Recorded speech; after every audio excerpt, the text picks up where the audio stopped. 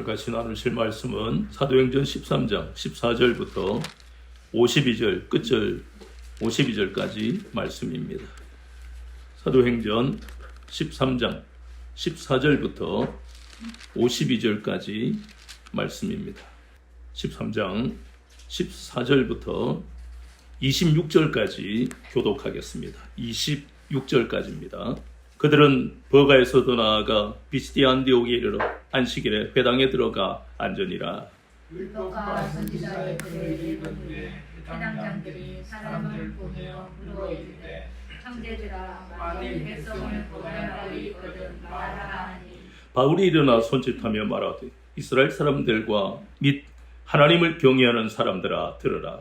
이 이스라엘 백성의 하나님이 우리 조상들을 택하시고 애굽 땅에서 나그네된 그 백성을 높여 큰 거문으로 인도하여 내사 광야에서 약 40년간 그들의 소행을 참으시고 가나안 땅 7족속을 다루사 그 땅을 기업으로 주시기까지 약 450년간이라. 그 후에 선지자 사무엘 때까지 사사를 주셨더니 그 후에 그들이 왕을 구하거늘 하나님이 베냐민 지파 사람 기스의 아들 사울을 40년간 주셨다가 회하시고 다윗을 왕으로 세우시고 증언하여 이르시되 내가 이새의 아들 다윗을 만나니 내 마음에 만든 사람이라 내 뜻을 다 이루리라 하시더니 하나님이 약속하신 대로 이 사람을 구성해서 이스라엘을 위하여 군주를 세우셨으니 곧 예수라. 그가 오시기에 앞서 요한이 먼저 회개의 세례를 이스라엘 모든 백성에게 전파하니라. 요한이 그 달려갈 길을 마칠 때에 말하되 너희가 나를 누구로 생각하느냐 나는 그리스도가 아니라 내 뒤에 오시는 이가 있으니 나는 그 말에 신발끈을 들기도 감당하지 못하리라 하였으니 같이요. 형제들아 아브라함의 후손과 너희 중 하나님을 경외하는 사람들아 이 구원의 말씀을 우리에게 보내셨거늘. 아멘. 오늘은 사도행전 13장 14절부터 52절 본문을 통해 너를 이방의 빛으로 삼아 하는 제목으로 두 번째 시간 같이 은혜를 받겠습니다. 앞에서 우리가 보았던 것은 사도 바울의 드디어 선교 여행이 시작됐다는 것입니다. 참으로 이 선교 여행은요, 여기서 끝나는 문제가 아니라 저와 여러분이 복음을 듣게 되는 놀라운 출발이 여기서부터 시작이 된 것입니다. 그래서 그는 우리가 알다시피 이 수리아의 안디옥에서 시작해서 그리고 계속되는 그 발걸음이 실루기아와 살라니 또 이 구브로 섬에 바보에 이르기까지 선교 여행을 했습니다. 그리고 이제 버가에 이르렀다는 그 말씀을 합니다. 그런데 지난 시간에 우리가 보았다시피 구브로 섬, 오늘날 보면 그게 영어식으로 하면 키프로스입니다. 키프로스 섬에 그 섬에 간 첫 번째 선교지가 된 이유가 무엇이었다고 그랬습니까? 그것은 바나바가 그 출신이기 때문에 먼저 거기에 간 건지 아니면은 구브로가 우리가 베니게 구브로 안디옥이 이방 그리스도인들이 생겨나면서 그래서 그리스도인들이 거기에 있으니까 선교가 용이하기 때문에 간 건지 이런 여러 가지를 우리가 생각할 수 있지만 그러나 가장 중요한 것은 이 버가에 이른 것이나 앞으로 가게 되는 그 선교지 모두는 성령님의 인도에 따라서 가는 것이다. 우리 삶의 중심이 어떠해야 되는가? 우리는 성령님의 인도를 받아야 되는 것이다. 그런데 때때로 지난 시간에 우리가 보았다시피 우리가 생각할 때요, 야 이건 정말 이것은 내가 생각해도 다른 사람에게 물어봐도 여기에 나오는 우리가 보았던 구브로 섬에 간 명확한 상식과 지식과 여러 가지 현실적인 모든 것이 맞다 하는 생각이 들 때가 있어요. 여기에 바나바가 구브로 출신이고 구브로에는 또 회당이 많기 때문에 바울의 선교의 전략이 회당을 통해서 복음을 증거하는 것이 첫 번째였기 때문에 그리고 구브로에는 구원받은 사람이 많으니까 복음을 전하기가 용이하다. 이것은요 틀린 사실이 아닙니다. 다 맞는 이야기예요. 우리의 삶에서 일어나는 문제들이 이런 것들 때문에 때때로 우리가 헷갈릴 때가 있다 하는 겁니다. 다 맞는 사실인데 성경은 우리에게 그럼에도 불구하고 성령님이 인도하시는 그 삶을 살아야 한다. 그것이 그리스도인, 하나님의 자녀들이 살아가야 할 방향이고 발걸음이라는 것입니다. 다 맞는 이야기라도 우리는 물어봐야 됩니다. 성령님, 내가 구부러로 가는 것이 맞는 것입니까? 그것이 끊임없이 우리가 물어봐야 할, 우리가 해야 할 일이 그것입니다. 다른 사람이 다 맞다고 그러고 내 경험이나 모든 현실이 그 길로 가게 만드는 그러한 일이 일어난다 할지라도 끝까지 우리는 물어봐야 됩니다. 그럴 때에는 그 성령님의 인도를 받으면요, 우리 앞에 이해할 수 없는 일, 원하지 않은 일이 일어나도 우리는 시험 들지 않습니다. 성령님이 정확하게 인도하시기 때문에 이 모든 아픔이 있을 것을 성령님은 이미 아시고 우리를 복된 길로 인도하실 것이니까. 그래서 신앙인이라는 것은 우리가 살아가는 경험과 세상 지식으로 살아가는 사람이 아니라 그것이 필요해요. 그러나 그것이 첫 번째가 아니라는 겁니다. 첫 번째는 성령님의 인도가 정확하게 우리 가운데 일어나야 되고, 성령님 우리가 가진 경험과 지식을 또 사용하시는데 우선순위를 명확하게 우리에게 가르치시는 것이 성경이다 하는 것을 우리에게 보게 하시는 겁니다. 이제 버가에 이르렀습니다. 바울은 회당에 들어갑니다. 사도행전에 나오는 계속된 선교의 전략은 먼저는 회당에 들어가는 것입니다. 왜냐하면 회당에 들어가면 이런 강대상이 있어요. 그럼 누구라도 순서를 딱 기다려 딱 서 있다가 다음 분 오세요 하면 와서 자기가 하고 싶은 은혜 받은 말씀을, 하나님을 만난 그 체험을 회당에서, 그럼 회당에 모인 사람 대부분이 유대인들이고 그리고 이방인이지만 유대교로 개종한 사람들이 앉아 있어요. 이방인은 여기 앉아 있을 수가 없지요. 그래서 거기에 가서 설교를 합니다. 자, 사도 바울의 설교의 내용은 우리가 안 봐도 오직 한 가지죠. 복음이죠. 앞에서 우리가 봤던 사도행전 2장과 4장에서도 베드로의 설교의 핵심이 복음이었던 것처럼 이 복음을 각 성경책들은 표현만 달리할 뿐이지 항상 설교의 핵심은 복음이다. 그걸 이제 설교를 통해 복음을 증거하고 있는 것입니다. 그래서 앞으로 우리가 이제 보게 될 이 사도 바울의 설교의 서론과 그리고 본론과 결론의 의미가 구체적으로 무엇을 말씀하고 있는가, 그것을 통해서 우리가 만나는 어려움과 또 우리가 처해 있는 현실의 어려움을 헤쳐나갈 답을 오늘 이 성경에서 우리에게 주실 것입니다. 그래서 그걸 기대하시고 여러분을 향한 하나님의 응답과 사랑하심을 오늘도 체험하시기를 주님의 이름으로 부탁을 드립니다. 그래서 여기에서 우리가 깨닫게 되는 것은 사도 바울이 지금 간 것은 예루살렘이 아니잖아요. 예루살렘에는 예루살렘의 사도들이 있습니다. 유대인들을 통해서 복음을 전합니다.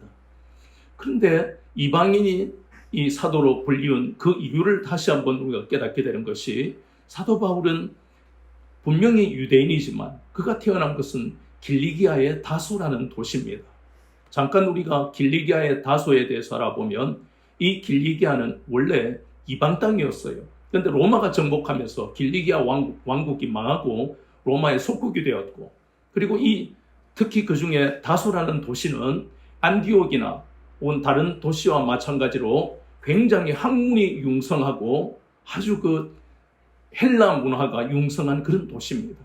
그래서 이곳 출신들은 모두가 로마 시민권을 받게 되어 있습니다. 로마 시민권을 가지니까 이방 땅에 가서도 이방은 거의 대부분이 헬라 문화가 융성하고 헬라 문화가 사로잡고 있으니까, 그래서 헬라 문화에 정통하고 로마 시민권을 가진 바울은 그치는 것이 없잖아요. 거기다가 또 율법으로는 바리새인이니까 회당에도 자유롭게 들어가고, 얼마나 놀라운 하나님의 예배하심인지 모릅니다. 저와 여러분의 인생도 마찬가지입니다. 다른 사람이 알아주는 어떤 은사가 있고 기술이 있든 또 몰라주는 것이 있다 해도 하나님이 우리를 자녀로 부르시고 난 다음에 그 모든 것들을 복음을 위해 우리를 사용하신다는 것이 바로 사도 바울에 가는 그 발걸음을 통해서 우리가 깨닫게 되는 것입니다. 이 사도 바울의 서론을 보면요, 설교의 서론은 이스라엘 백성들이 그리고 그 조상들이 애굽에서 종살이 할 때 하나님이 건지신 것으로 시작하고 있습니다.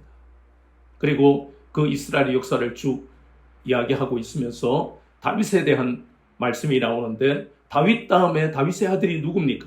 솔로몬이고 그리고 포로기에 대한 말씀이 있어야 되는데 그게 다 생략이 된 것입니다. 다윗에서 바로 어디로 넘어갑니까? 예수 그리스도로 넘어가는 것입니다. 여기는 굉장히 깊은 의미가 있어요. 다윗에서 예수 그리스도 사이에 이스라엘의 역사를 보면 대부분이 그들의 그러한 여러 가지 부패, 타락, 실패에 대한 역사밖에 없습니다.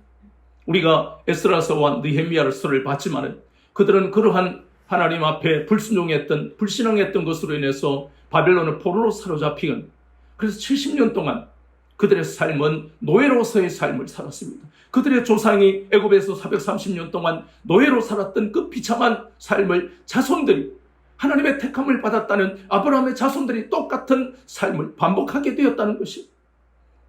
그렇다면 우리가 비슷한 설교가 바로 순교했던 스데반의 설교에서도 똑같은 맥락을 보잖아요. 너희들의 조상처럼 너희들도 완악하구나, 완고하고 악하구나, 그러한 설교를 우리가 생각하게 되는데 사도 바울도 그것을 기억하지 않았겠습니까? 그러면서 그들의 실패에도 불구하고 솔로몬 이후에 솔로몬, 그리고 에스라, 느헤미야, 말라기, 이것은 하나님의 에스라와 느헤미야를 통해서 회개의 운동으로 신앙 개혁을 일으키시고 그들의 은혜를 받았지만 그들이 200년도 못 가서 다시 말라기, 에스라, 말라기, 그리고 느헤미야는 거의 비슷한 시대 사람들입니다.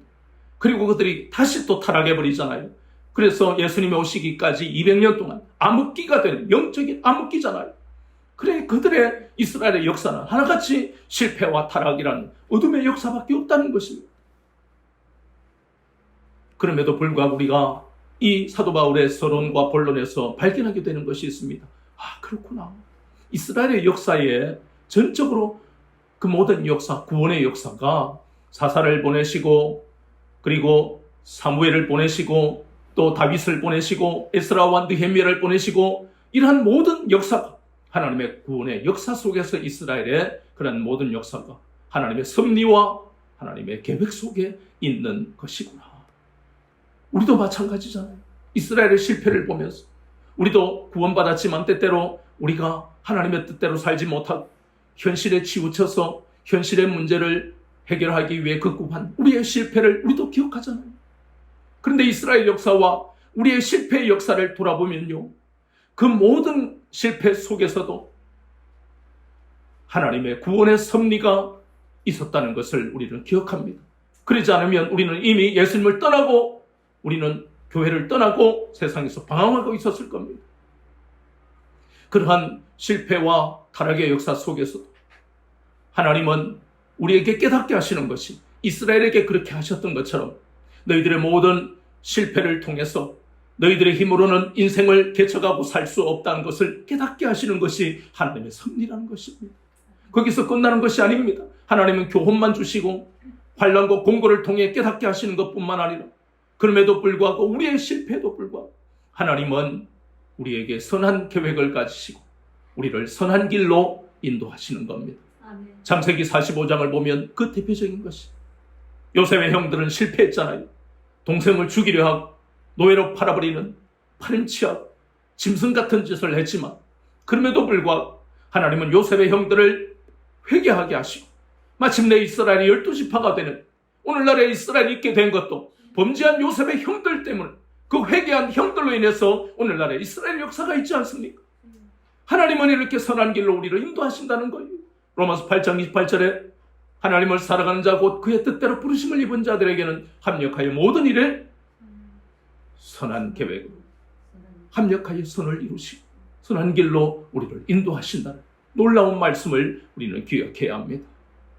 이제 바울은 그 서론을 통해 본론에서 이스라엘의 그러한 실패와 타락이라는 어둠의 역사에도 불구하고 하나님은 그들에게 은혜를 베푸시고 우리에게도 은혜를 베푸셨기 때문에 그 하나님의 은혜가 바로 예수 그리스도께서 십자가에 죽으시고 사흘 만에 부활하셔서 누구든지 믿는 자마다 구원받는 이 놀라운 은혜, 예수님이 십자가에서 죽으시고 저주를 끊으신 다시 부활하신 이 놀라운 사건이 바로 구속의 은혜라는 겁니다.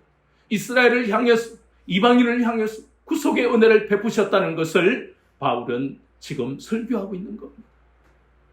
그 구속의 은혜. 그러면 이 회당에서 이것을 듣는 유대인들은 그렇다면 이스라엘의 범죄와 그 베푸신 그 구속의 은혜를 전하는 복음과 무슨 관계가 있는?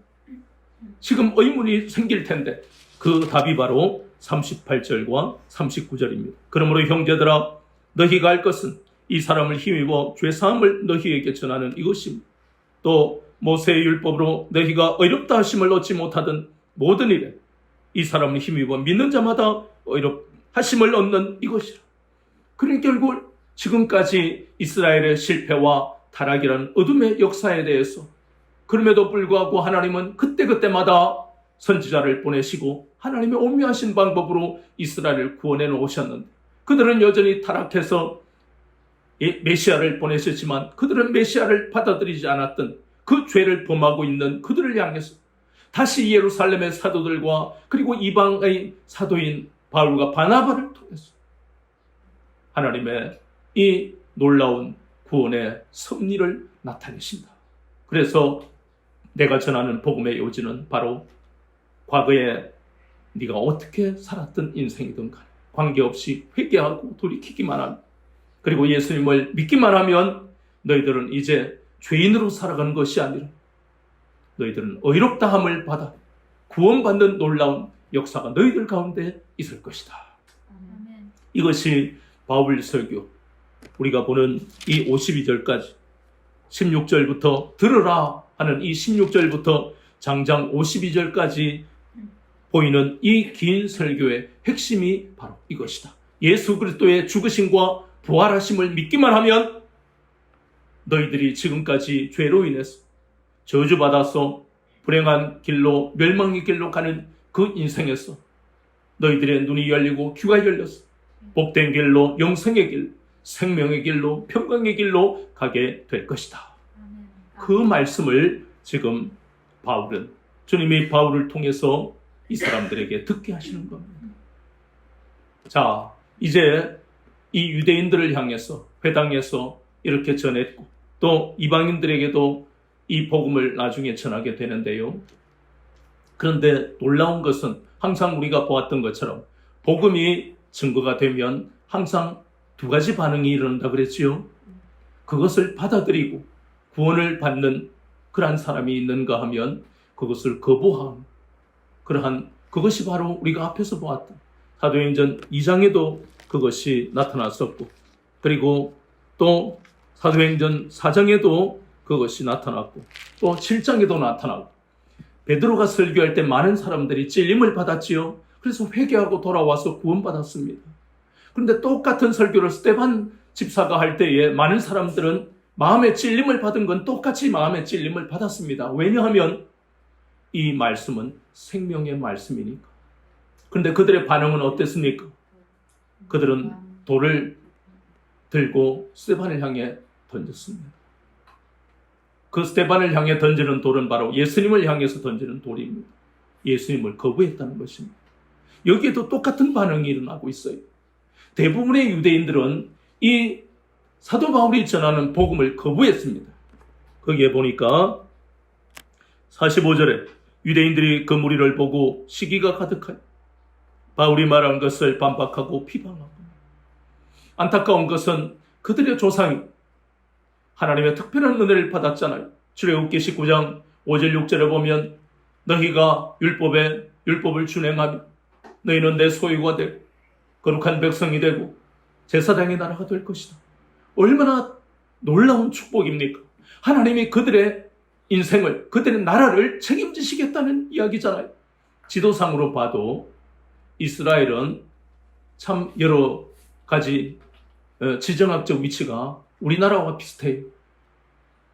그 주변 나라, 모압이나 암몬이나 여러 나라의 애굽이나 혹은 또 오늘날의 이라크인 페르시아나 바벨론이나 둘러싸여 있어서 언제라도 그 나라들이 국경을 넘어서 쳐들어올 수 있는 위태위태한 그런 지정학적 위치에 있습니다.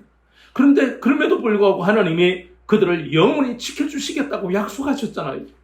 근데 그들이 하는 것은 하나님의 말씀에 순종하기만 하면 이 모든 일은 이루어진다는 겁니다. 100만 대군이 있다고 주변의 나라들과 싸워서 이기겠습니까? 이긴다 하더라도 전쟁에 희생되는 그러한 그들의 자녀들, 그들의 가족들은 어떻게 하고? 그런데 하나님이 지키시겠다는 겁니다. 아멘. 특별한 복을 받은 것이 바로 이스라엘입니다. 거기다가 그럼에도 불구하고 그들의 실패로, 그들의 타락으로도 불구하고 하나님은 사사를 보내시고 선지자를 보내시고 하나님의 오묘한 방법으로 그들이 불신앙한 결과로 받는 고통에도 불구하고 그들을 건지셨잖아요. 이런 민족이 어디 있습니까? 역사상 이런 민족은 오직 한 나라, 한 민족 이스라엘밖에 없었습니다. 그런데 안타까운 것은 그들을 향한 하나님의 놀라운 구원의 역사가 이제 고넬료를 향해서 이방인에게로 그 구원의 역사가 옮겨지는, 사도행전은 바로 이 구원의 역사가 이방인에서 유대인에서 이방인으로 넘어오는, 그래서 저와 여러분이 구원을 얻게 되는 놀라운 복음이, 놀라운 성경책이 바로 사도행전입니다. 아멘. 유대인들이 충격을 받았잖아요. 예수님이 나와 우리를 위해서 십자가에 달려 못 박혀 죽었다는 말, 그것이 말이나 되나? 메시아는 하나님이신, 어떻게 메시아가 죽을 수가 있어? 상식적으로는 받아들일 수가 없는 겁니다. 그러니 우리가 일견 보면 유대인들의 말이 맞아요. 그러나 우리 본문에 보세요. 본문에 보면 27절에 예루살렘에 사는 자들과 그들 관리들이 예수와 및 안식일마다 외우는 바 선지자들의 말을 알지 못하므로 예수를 정죄하여 선지자들의 말을 응하게 하였도다. 이 말씀은 30절에도 하나님이 죽은 자 가운데서 그를 살리신 대로 선지자들의 말을 응했다는 것은 십자가에 달려 돌아가셨고 사흘 만에 또 살아나셨고, 이러한 모든 메시아에 관한 것은 우리가 전에 보았잖아요. 이사야서 53장에서 54장까지 고난당하는 종에 대한 말씀을 하셨습니다. 그리고 이사야서에서는 이 메시아, 이 예수가 바로 너희들에게 보내는 메시아다. 메시아는 고난을 받게 돼 있다. 그들은 그것을 깨닫지를 못했고 받아들이지를 않았습니다. 하나님은 끊임없이 구약에서 선지자들을 통해서 이 사실을 말씀하셨습니다. 그들의 마음이 강팍해지니까, 그들의 마음이 완악해지니까 행간에 있는 그 말씀을 깨닫지도 않고 받아들이지 않은 결과, 그들의 죄악 때문입니다. 그래서 그들은 결국은 충격을 받으면서도 끝끝내 복음을 거부했습니다. 그런데 이 버가에 있는 이방인들은, 그들은 어떤 삶을 살았습니까? 그들은 우리와 똑같은 삶을 살았습니다. 우리 모습이에요. 여러분이 어떻게 살았습니까? 인본주의로 살았잖아요. 그래서 자식을 낳으면 중학교를 보내고 고등학교를 보내고 거기서 끝이 아니잖아요. 옛날에는 가난하니까 고등학교만 나와도 대단한 거예요. 근데 지금은 부모들이 대학은 다 보내는 거예요. 대학원도 보내요. 휴학도 보냅니다. 왜요? 그래야만 이 경쟁사회에서 이길 수 있으니까. 그것이 우리의 생각이에요. 그래서 여러분들은 부모님들의 헌신, 그 고생으로 대학을 다 나왔잖아요. 그런데 그것으로 끝이에요. 부모가 할 수 있는 것은 더 이상 해줄 수 없어요. 물론 결혼하면 애도 또 봐줍니다. 아이고 내 손자가 이쁘니까. 근데 늙어서까지도 자식을 못 떠나고 고통을 겪는 인생이 우리에게 되풀이되네요. 이방인의 삶이 그런 삶을 우리도 살아가고 또 우리의 부모들이 그렇게 살다가 갔어요. 그런 우리들에게. 그러면 우리는 고민하잖아요. 부모가 이렇게 자식을 놓고 대학까지 보내고 또 자식을 위해 헌신하는 삶이 과연 옳은가? 우리 자식들, 또 우리의 자식들의 자손들은 고민하게 돼 있잖아요. 그래서 아니다. 자식을 낳지 말아야 되겠다.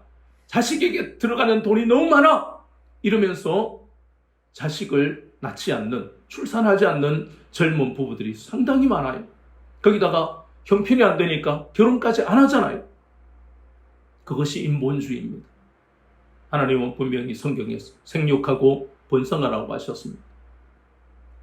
제 사촌은 독일에서 오랫동안 공부해서 그리고 결국 진해 담임 목사로 거의 20년 넘게 지금 담임으로 있는데 나는 이 사촌 동생의 그런 삶의 방식 중에 내가 참 도전이 받는 것 중에 하나가, 자기는 하나님이 자녀를 오랫동안 주시지 않아서 그렇게 기도하다가 결국은 입양을 하게 됩니다.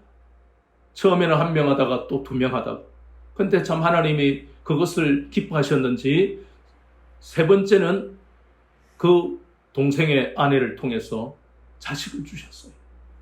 늦게 또 애를 또 얻고, 어쨌든 간에 중요한 건 어떤 방법이든 간에 하나님은 우리의 삶을 그런 식으로 책임지신다는 것이에요.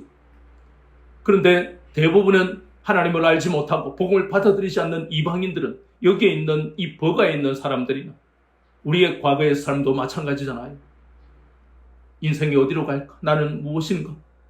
이 여러 가지 고금리, 그리고 고물가, 그리고 또 고령화 사회, 청년 실업의 문제, 저출산의 문제, 월급은 오르지 않고 대기업에 들어가도 젊은이들이 1년, 2년 있다가 그 꼰대 문화 때문에 어렵게 들어간 직장에서 나오고, 중소기업에 가보니 거기는 꼰대 문화가 더 심하고, 그러니까 이것이 악순환인 나라를 우리를 살고 있는 거예요.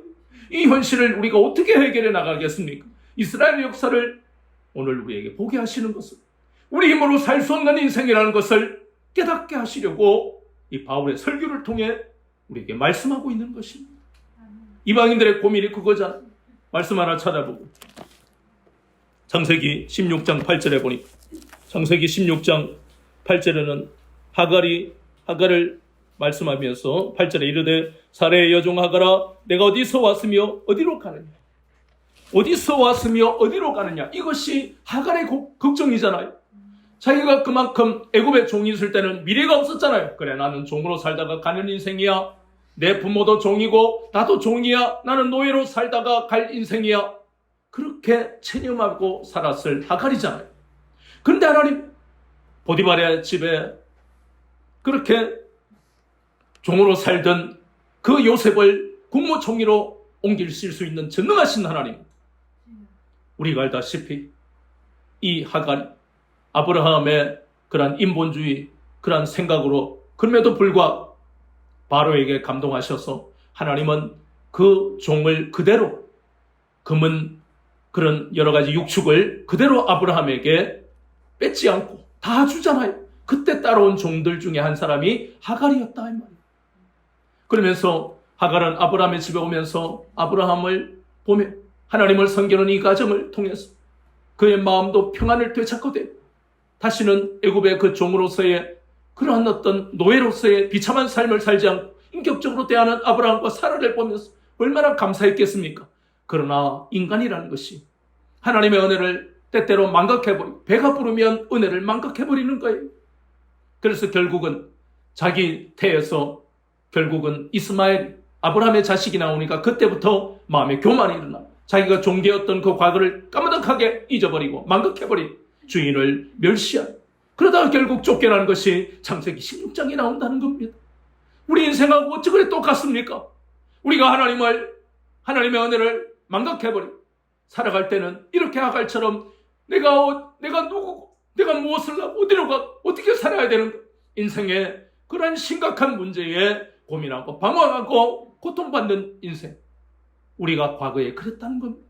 지금도 예수님을 받아들이지 않는 많은 사람들은 그런 삶을 살고 있습니다. 그렇게 살았던 이방인들에게 주님은 사도 바울을 통해서 너희들이 인생이 무엇이고 내가 자신이 누구고 어디로 가는지 모르는 너희들에게 헬라 문화의 그 헬라 학문으로도, 헬라 철학으로도 너희들의 삶의 근원적인 문제가 해결되지 않았던 너희들이 아니냐. 그런데 사도 바울을 통해 주님은 너무너무 간단하게 하나님이 우리를 지으셨고 하나님의 은혜로 살아가는 인생이고 마침내 하나님은 영원한 나라로 들어가게 하신다는 이 너무나 간단하고 분명한 이 복음의 메시지를 듣게 합니다. 하나님은 예전에는 이스라엘을 사랑하셔서 그들을 택하셨지만 이제 이방인들에게 전해지는 복음에서 그들의 실패로 인해서 이방인에게 구원의 복음이 전해졌고, 하나님은 이제 차별하지 아니하시고 그들의 외모를 보지 아니하시고 누구든지 믿기만 하면 구원받는 이 놀라운 이 복음이 그들에게는 충격이었고, 그들 대부분은 그것을 받아들이고 구원받고 놀라운 역사가 일어날 것입니다. 잃어버린 생명을 되찾고 잃어버린 목자를 되찾는 놀라운 역사가 이 버가로부터 앞으로 계속되는 역사가 바로 사도행전입니다. 남이 구원받고 축복받는 것을 우리가 멀찍이 서서 바라봐야 되겠습니까? 아닙니다. 이것은 바로 우리를 향하신 하나님의 축복의 메시지입니다. 아멘. 우리가 가는 길은 너무나 분명하고 정확합니다. 성령님이 인도하시는 이 길만이 우리의 가는 그 생명의 길입니다. 우리가 때때로 현실에서 만나는 이 거대한 이 현대사회 21세기 급격하게 변해가는 이제부터 앞으로는 계속해서 없어질 직업들이 너무나 많다잖아요. 우리는 개인적으로 너무 두려운 거예요. 내가 하는 일에 장년이 있을까? 정년이 있을까? 내가 이 일을 계속해도 될까? 얼마나 많은 고민들이 있습니까? 그러나 홀로 고민하는 이방인처럼 살아가서는 안 됩니다. 끊임없이 성령님의 인도를 뭘 통해서요? 진리의 말씀을 통해 성령님의 인도를 받아야 그 인생은 실패하지 않는다는 겁니다. 아멘. 이스라엘의 끊임없는 이 실패와 타락의 역사를 우리는 교훈으로 삼았습니다. 이 성경 말씀을 통해 성령님 이 말씀을 통해 나를 향하신 하나님의 메시지를 생명의 메시지를 듣게 해달라. 날마다 우리가 갈급한 마음을 가질 때 저와 여러분 앞에 있는 현실이 너무나 크고 두려웠어. 감히 내가 이길 수 있을까? 주인에게 쫓겨난 하갈 같은 그러한 우리의 삶이 이제는 더 이상 나는 도심에서 살 수 없고 도시 외곽으로 또 가야 되는 그런 환경이 되니까 나는 어디로 가야 되는가?